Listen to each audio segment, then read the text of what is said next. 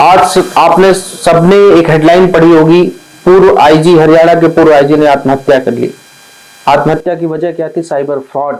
8.1 करोड़ का cyber fraud उनके साथ हुआ और शायद उनको लगा होगा कि, मुझे लगता है कि शायद सब कुछ तबाह हो गया होगा, कुछ बचा नहीं, 15 पेज का नोट उन्होंने छोड़ा और आत्महत्या कर ली। अब सोचिए, जो व्यक्ति आईपीएस अधिकारी रहा हो, आईजी रैंक का अधिकारी रहा हो, उस व्यक्ति के साथ 8 करोड़ का फ्रॉड हो जाता है। आम आदमी के साथ क्या स्थिति होगी, आम आदमी के साथ कितने फ्रॉड होते होंगे।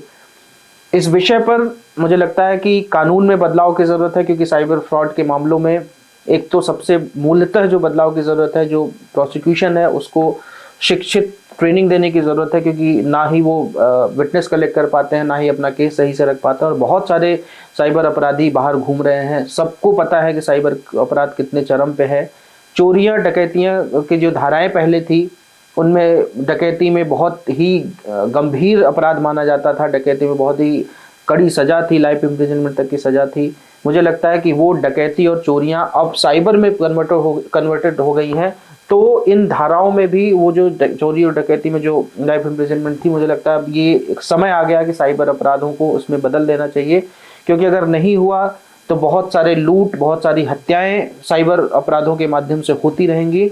और जब बड़े अधिकारी इन सब मामलों में फंस रहे हैं। और दूसरी सबसे बड़ी बात मैं कहता हूं कि जागरूकता के तौर पर, अगर आपको कोई लोक लुभावन, जो कहते हैं लोक लुभावन ऑफर कोई मिलता है आपको, अगर वो कहता है कि आज आप पैसा 25,000 डालिए, कल 50,000। ये कंपनियां क्या करती हैं, शुरू में क्या करती हैं, आप 25,000 रुपये डालिए, एक हफ्ते में आपको 50,000 रुपये वापस मिल जाते हैं। फिर आप 50,000 डालिए, आपको 1 लाख वापस मिल जाते हैं 4 दिन में। फिर आपको लगता है कि नहीं, कंपनी तो ट्रस्टेबल है, ये पैसा मेरा वापस करती है। करते करते करते करते आपकी जितनी लिमिट होगी, उनको एक आपकी लिमिट पता चल जाती है, आपके पास कितने पैसे हैं, 10 लाख, 20 लाख, 50 लाख।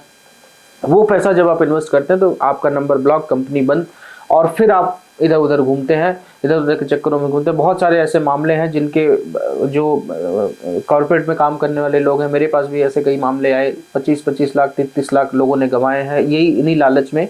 आप अपना काम कर रहे हैं तो काम करिए, इन लालच में अगर आप फंसेंगे, कोई भी कितनी भी बड़ी कंपनी अगर आपको ऐसा ऑफर दे रही कि आप पैसा लगाइए, अगर ऐसा होता तो जो हम फिक्स डिपॉजिट जो 9 साल 10 साल में पैसा डबल होता है, तो वो क्यों कोई क्यों करता? फिर तो ऐसे ही 1 हफ्ते में 1 महीने में पैसा डबल हो जाता है। तो मुझे लगता है कि आपको एक जन जागरूकता की भी ज़रूरत है। पैसा डबल ट्रिपल कराने के चक्कर में ऐसे मामलों में मत फंसिए, क्योंकि ये जितनी कंपनीज हैं, और इन कंपनीज पर मुझे लगता है सरकार को जल्द से जल्द कार्रवाई करनी चाहिए। ऐसी कंपनियों को पकड़कर इनके जितने भी मालिक हैं, इन्वेस्टर हैं, सब पे केस दर्ज होना चाहिए। और मैं फिर से वही कहूँगा कि डकैती का केस दर्ज होना चाहिए। चोरी का तो बहुत छोटा केस हो जाएगा, डकैती का केस दर्ज होना चाहिए, जिससे कि इन पर गंभीर धाराओं में मुकदमा चले, गंभीर सजाएं हों, तभी अपराध होने से बचेंगे। और साइबर अपराध रोकने के लिए जो साइबर के पुलिस है, साइबर पुलिस की जो भी पुलिसिंग है साइबर की, उनको एक अच्छी ट्रेनिंग देने की ज़रूरत है, जिससे उनको ये पता चले कि हमको साइबर अपराध पकड़ना कैसे है, अपराधियों को कैसे पकड़ना है, रोकना कैसे है, और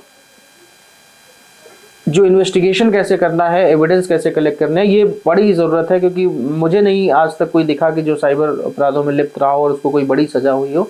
तो ये एक देश की मांग है, समय की मांग है। इस पर जरूर विचार करना चाहिए सरकार को, जल्द से जल्द इस विषय पर विचार करना चाहिए। बाकी देश और दुनिया की तमाम छोटी बड़ी खबरें आप पढ़ सकते हैं जर्नलिस्ट इंडिया की वेबसाइट पर। तो लॉगिन करिए www.journalistindia.com and .in। इसके अलावा यूट्यूब, फेसबुक, इंस्टाग्राम और एक्स पर भी जर्नलिस्ट इंडिया को फॉलो करें।